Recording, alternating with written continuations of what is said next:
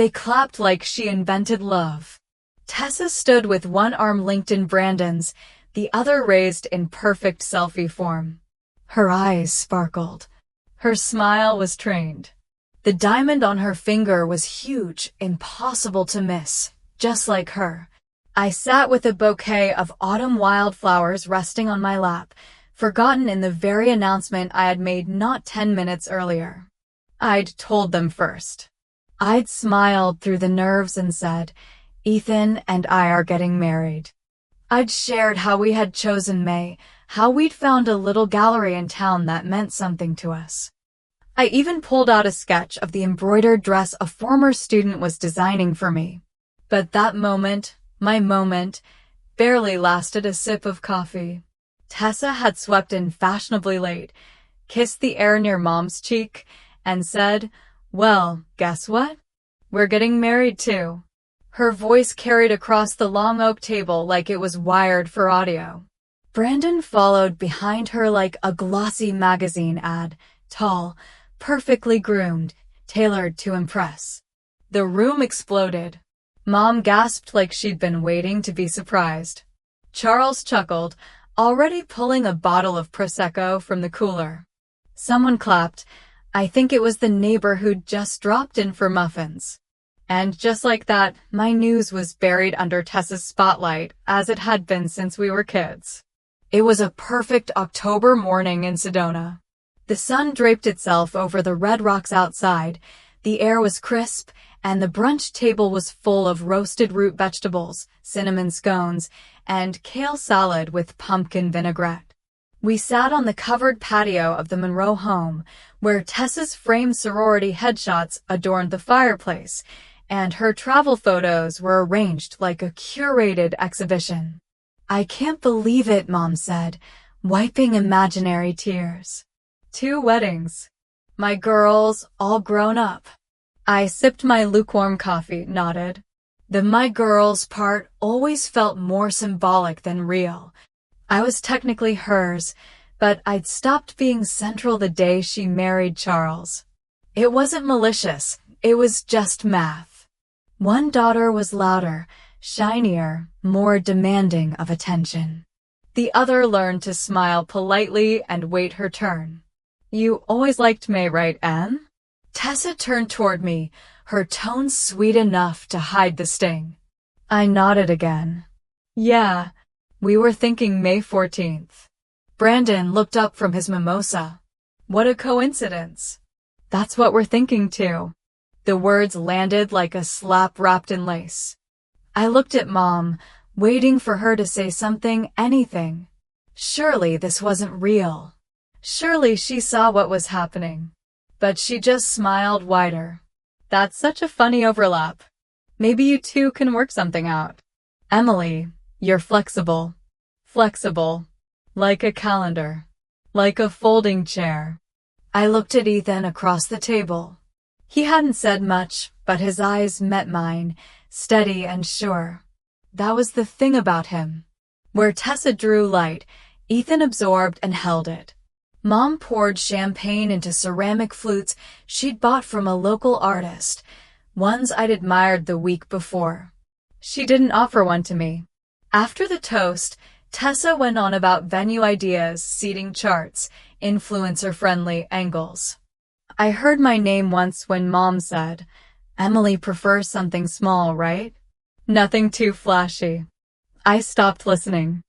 I stared at the leaves rustling just beyond the patio and counted the breaths it took to keep from crying. 5 in. 5 out. Repeat. That night, Ethan and I sat on the porch swing of our rental house. He handed me a mug of ginger tea, one of his quiet rituals. No sugar, just warmth and presence. "You okay?" he asked. I took a sip before answering. "I don't know. I feel silly. It was just brunch." Ethan leaned back, watching the stars peek out. "It wasn't just brunch." I laughed, bitter and tired. "I guess I should have expected it." She always finds a way to be louder. "You're not quiet," he said, voice low. "You're just not a performance." We sat like that for a while, no music, no talking. Just the soft creak of the swing, the occasional bark of a neighbor's dog. I kept thinking of my dress sketch, folded and forgotten in my tote bag under the brunch table. She said May 14th, I whispered. That was our date. Ethan didn't flinch. He took another sip of tea and then said, we can find another day. Or we can take that one back. I looked at him. The way his eyes didn't dart, didn't flinch. The way he didn't fill silence with noise. In that moment, I realized something. I had spent so much of my life shrinking, tucking my joy into the corners. Tessa didn't steal the spotlight, she was handed it. Repeatedly. And I kept stepping back because someone had to. Mom's words echoed from years past. Let her have the moment. You've always been the quiet one. But I was tired of being quiet. I was tired of waiting for permission to matter. Before bed, I checked my phone. A message from Mom glowed on the screen. Tessa's date is pretty locked in, sweetie. She already asked Brandon's family. Can you two shift? It's not a big deal. You're flexible. I stared at the words for a long time. Flexible. I clicked the phone off and set it on the nightstand without replying. Outside, the wind picked up. Leaves danced along the window like they were trying to say something no one had time to hear. You can't own a date, Emily, Tessa said with a smirk. Besides, yours was barely a real wedding. The words still echoed as I stood in the hallway of the Monroe house a week later, watching Mom rearrange the family photo shelf. The dusty frame of me and Tessa in matching pumpkin costumes, one of the few snapshots of us actually laughing together, was quietly replaced with a more recent shot of her and Brandon at a vineyard. I didn't say anything. I didn't have to. Some things are louder in silence. It was mid-November, and Sedona was turning colder, the red rock trails dusted with dry leaves and crisp wind. But inside the Monroe house, it was warm and chaotic. Swatches of ivory and blush fabric were piled on the coffee table, sticky notes covered the fridge, and Tessa's voice filled every corner. She was planning the wedding of the year, my year, except now I was background noise. I excused myself to take a call. When I saw Michelle's name flash across the screen, I smiled. Finally, something that still belonged to me. Hi, Michelle, I answered. I was just about to call you to check on floral placement for the gallery. She hesitated. Emily. I was going to call earlier, but I wasn't sure how to say this. My stomach dropped. The gallery. Agave Arts. We had to release your booking. I blinked. There must be a mistake. I confirmed in July. Deposit's been paid. I have the receipt. She paused again. Tessa came in last week. She said you were consolidating dates, something about the family preferring one wedding. She signed with your name. Silence swallowed me. I could hear the lavender diffuser buzzing softly in the background of her office. I'm so sorry, Michelle said. I feel terrible. But she made it sound urgent and, your mom was with her.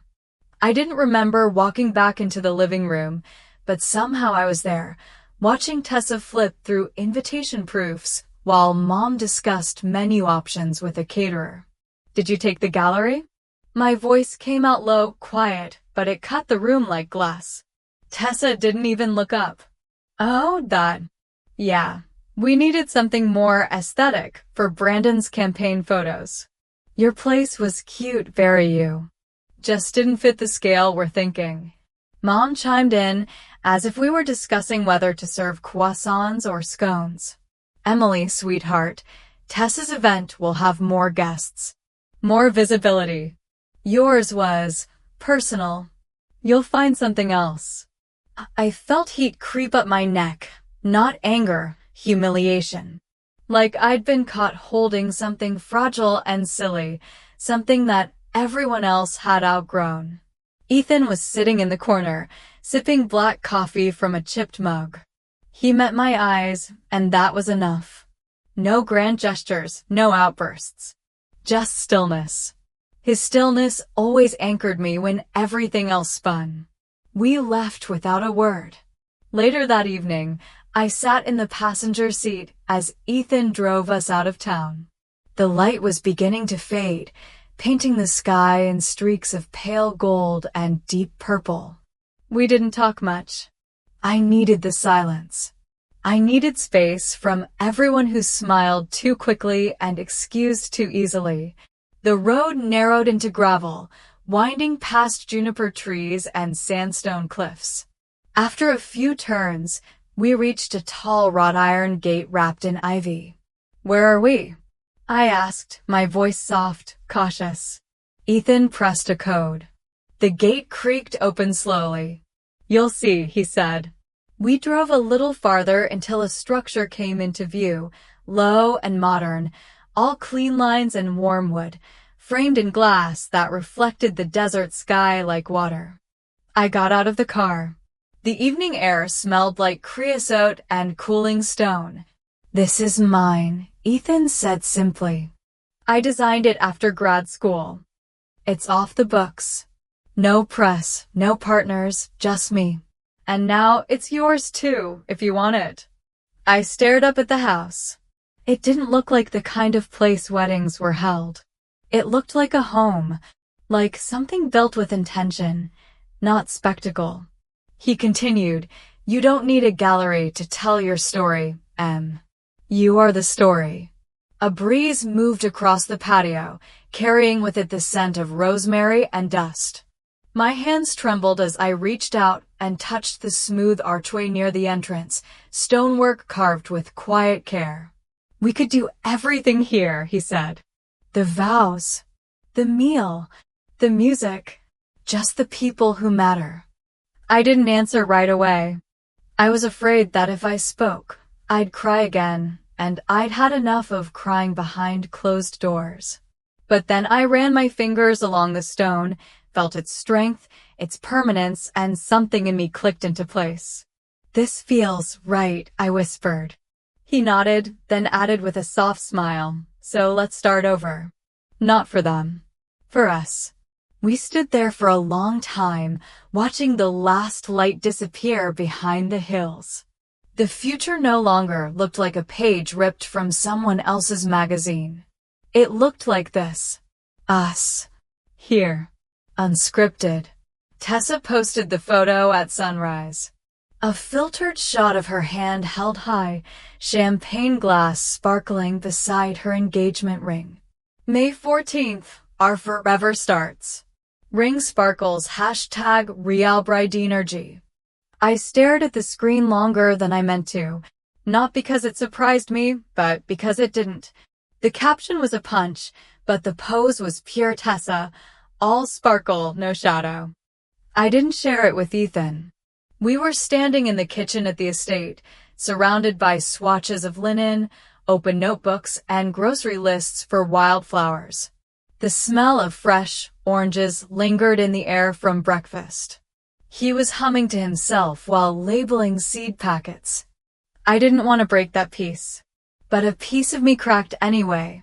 The snow had melted 2 weeks earlier. The trails were clear again, and Sedona buzzed with news of the Monroe wedding. I heard about it in line at the bakery from one of my students, even on the local radio station.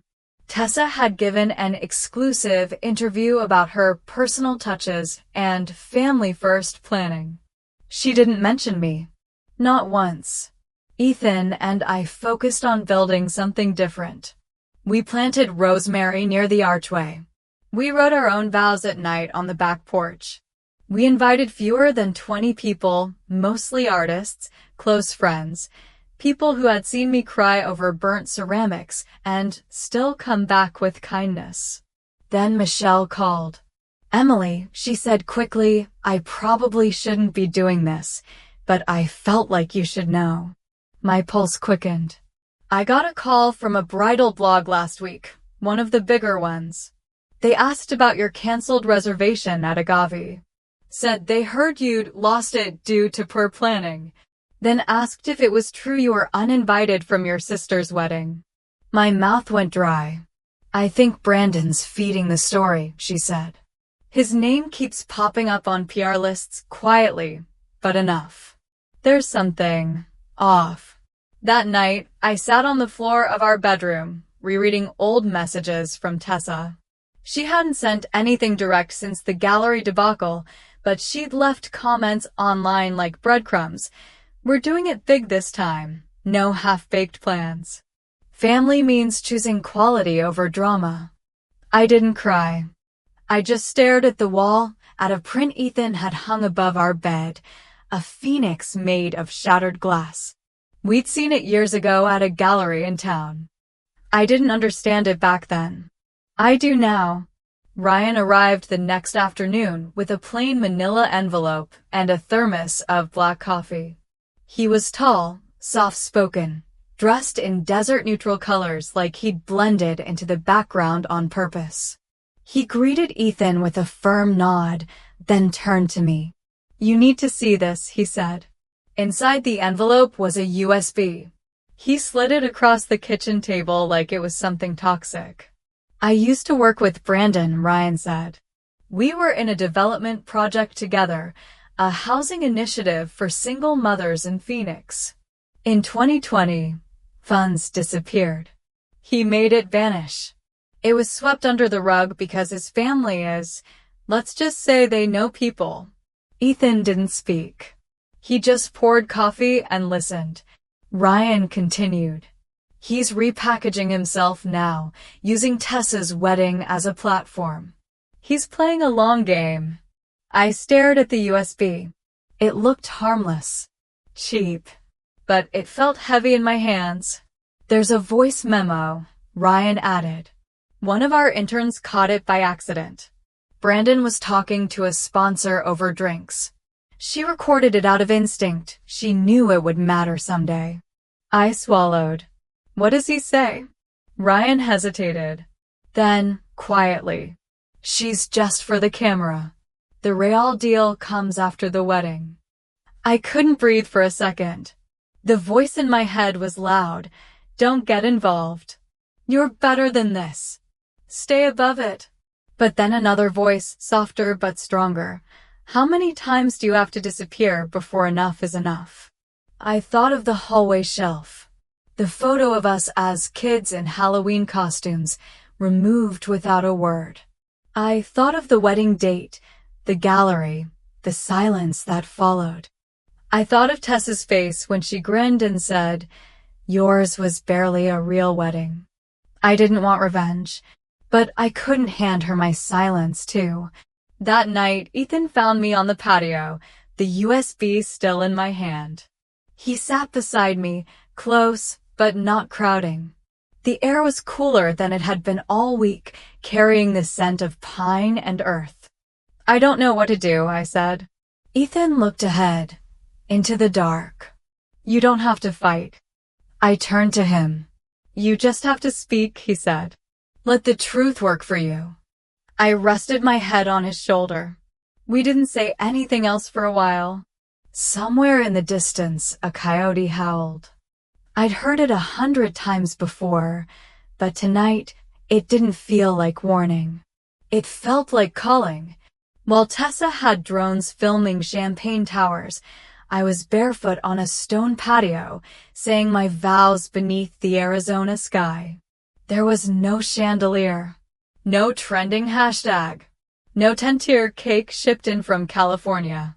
Just Ethan, standing in a linen shirt with the sleeves gently rolled, his voice steady as he said, you are my safe place.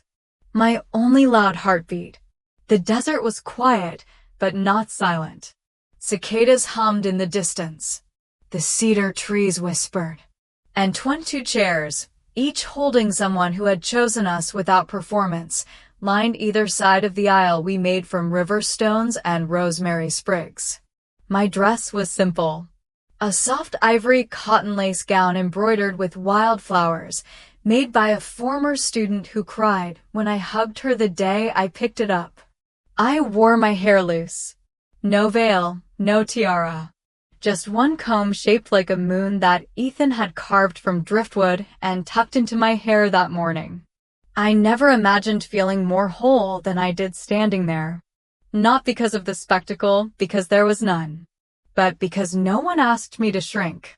After the ceremony, we moved to the back garden. Long tables under Edison lights. Lavender cake on a ceramic stand. My friend Leah played acoustic guitar and sang a cover of an old Bonnie Raitt song that made 3 people cry, including me. Ethan's vows still echoed in my ears. I don't want fireworks. I want firewood.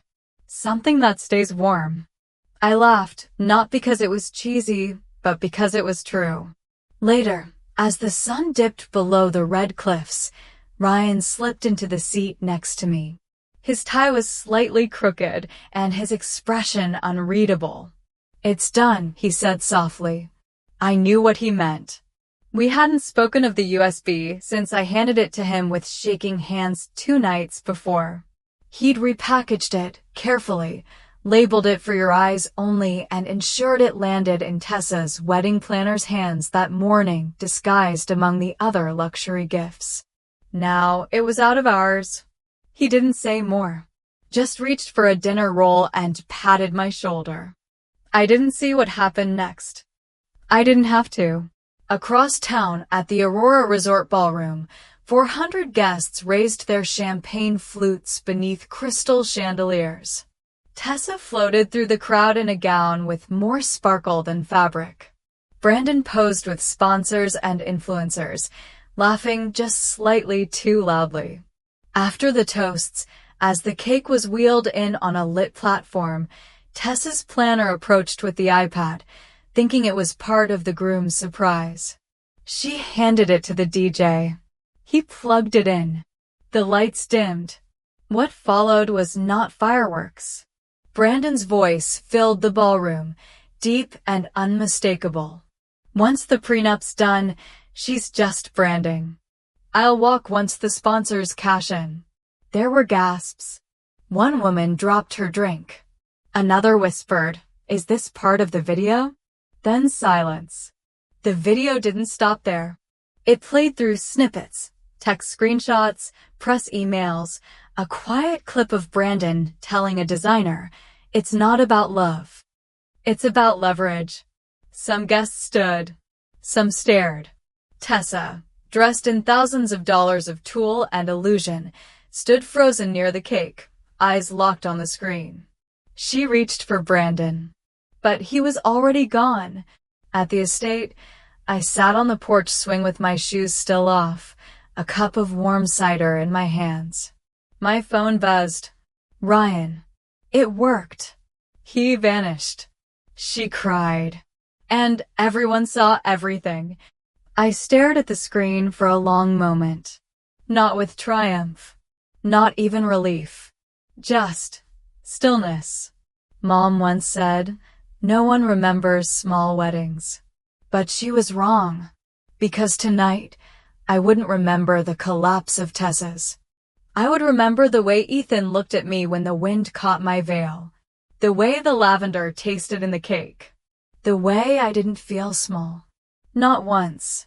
And maybe, in the quiet, that's how we remember the most. That night, she called 27 times. "Tessa." I didn't answer a single one. Some calls lasted seconds. Others went on for minutes, until the voicemail cut her off mid-sob or mid-rage. One message was nearly silent except for the sound of breathing. Another, loud and clear. "You ruined me." But the most haunting part wasn't what she said. It was how much it sounded like a child, left alone in a house built on sand. By late May, Sedona was buzzing with more than cicadas. People talked. At the grocery store. In the coffee line. At the art center. Even those who didn't know the full story knew something had gone wrong at the Monroe wedding. The video had leaked just enough, clipped phrases and screen grabs circulated like wildfire. Brandon had vanished. Tessa deleted her social media 3 days later. Still, I said nothing. Not online. Not in interviews. Not even to Mom. Instead, I spent my mornings with clay under my nails and stories in the air, working with my high school students on their final project, Unseen Voices. Each piece was shaped by someone who had once been talked over, passed by, told to be quieter. I want mine to be a mirror, one student said, but cracked a little, so people have to look twice. I smiled. That's exactly the point. A letter arrived in the mail one Thursday afternoon. No return address, but the handwriting was unmistakable, slanted and neat, the way Mom had signed every school permission slip and Christmas card. Emily, I'm not proud of how I handled things. We thought we were keeping the peace. Maybe we didn't see clearly. Maybe we should have listened. I don't know. I hope you're well. Diane. No apology. Just fog. Ethan read it, then folded it without comment. He didn't push me to respond. He never did. That same evening, Charles stopped by the art center. He waited until class ended, then lingered awkwardly near the drying rack where ceramic figures rested. I came alone, he said. No drama. I nodded, waiting. He cleared his throat. About what happened at the wedding. I think we all agree it's best to let it go. Quietly. Especially with the press sniffing around. I can offer something. For your discretion. He placed a manila envelope on the work table, like it was a donation to the program. Before I could say anything, Ethan stepped through the side door. He'd come to walk me home. Charles looked at him and smiled stiffly. Mr. Rivera, you understand. These things have layers. Complications. Ethan met his gaze evenly. No, Charles. These things have people. And consequences. Charles nodded, collected the envelope, and left without another word. The last week of May, the Sedona Sentinel published a Sunday feature titled, The Teacher Who Rebuilt Herself. After family fallout and personal loss, Emily Rivera launches the Unseen Voices art program for youth often overlooked. There was a photo of me standing behind a long student table, my hands dusty with clay, a sculpture of a hollow bird mid-flight beside me. I smiled, not because I'd planned to, but because the student behind the camera had whispered, "This one's for you." I clipped the article and placed it in my sketchbook. Not for Mom. Not for Tessa. For me. That night, after class, Ethan and I walked the long way home, past the mural wall, past the cafe where we had our second date, past the bookstore where we once danced in the poetry aisle. The air was warm. The breeze was soft. We didn't talk much. When we reached the porch, I saw it. A cream-colored envelope wedged between the doorframe and mailbox. No stamp. No name on the front. But I knew. Inside, a single sheet of paper. You took everything. Just wait. I'm not done. No signature. Just the threat unfinished, like her grief. But this time I didn't tremble. I folded the letter slowly and placed it on the kitchen counter beside a potted basil plant. Then I poured myself a glass of water, sat across from Ethan, and took a deep breath. She could have her echoes. I'd chosen something else. I used to think power meant being seen. Turns out it means not needing to be. The square was already filling when I arrived, folding chairs aligned in imperfect rows, kids chasing each other between booths, sunlight slipping through the changing leaves like golden confetti. The town of Sedona always looked its best in early fall. Something about the light, the way it touched the adobe walls and turned every sidewalk crack into poetry. We were hosting the community's first student art festival. Unseen Voices had grown faster than I imagined. What started as a side project for overlooked teens had become something rooted, something real. The local press showed up. Parents. Strangers. A few folks from Phoenix even made the drive up. And then I saw her. Diane stood by the pottery tent, arms folded tightly, wearing the same linen blouse she wore to Tessa's bridal shower. Her eyes searched the crowd like she was looking for the exit and the answer at the same time. I didn't walk toward her. I just let her see me holding a clipboard, laughing with a student, wiping smudges of paint off a ceramic phoenix someone had made in my honor. At noon, I stepped onto the makeshift stage, a wooden pallet riser draped in a banner my students had painted. "You are not background." I took a breath, then began. When I was younger, I thought being quiet meant being small. That if you didn't shout, you weren't heard. But I've learned that quiet is not the opposite of strength, it's one of its purest forms. I looked out at the crowd. Some faces smiled. Others simply listened. A few teared up. Today, these young artists are not footnotes. They are the full story. And this program, it's not just about art. It's about reclaiming space. About saying, I am here and I matter. Applause rose like a slow wave. Somewhere beyond the lights, I caught Ethan's eyes. He stood near the back, hands in his pockets, looking at me not like I needed him, but like he was proud I no longer did. After the speech, as I moved through the crowd, Diane appeared beside me. "Emily," she said softly. I turned. We were inches apart, and yet it felt like a canyon stretched between us. "I'm proud of you," she said. "And I'm sorry. For everything." There it was. Not perfect. Not complete. But something. I nodded. Not out of forgiveness. Not out of pity. Just acknowledgement. "You don't owe me anything," I said. "But I'm glad you came." She opened her mouth like she wanted to say more. Then she closed it. And walked away. And I let her go. No anger. No need to follow. Closure, I've learned, doesn't always come in full sentences.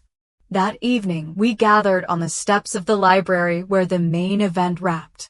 Students packed up booths, the smell of kettle corn still lingered, and the sky dimmed into that soft blue-gray that only late September can hold. A woman from the State Arts Commission approached. She shook my hand, handed me a folder, and said, "You've got the grant." The board voted unanimously. Inside was the approval, funding to expand Unseen Voices across 4 counties. Staff, supplies, a proper building. A permanent home. My hands shook slightly as I tucked the folder into my bag. I wasn't the other daughter anymore. I was me. Entirely. On our walk home, Ethan and I passed the gallery where we'd met. The lights inside were dim, but the sculpture was still there, shattered glass shaped like a phoenix. It gleamed faintly through the window, like it had waited for us to return. Ethan reached for my hand. "So," he said, "what's next?" I smiled, brushing my thumb across his knuckle. "Whatever I build," I said, "it'll be with fireproof ink." I didn't need applause or a headline or even an apology. Just standing there whole, unshaken was enough. Sometimes, the quietest people carry the loudest truths. We don't always get to rewrite the past, but we can choose how it shapes us moving forward. In a world that often praises volume, there's quiet power in simply standing your ground. If this story touched something in you, I invite you to share your thoughts. There's room for every voice, especially the ones once overlooked.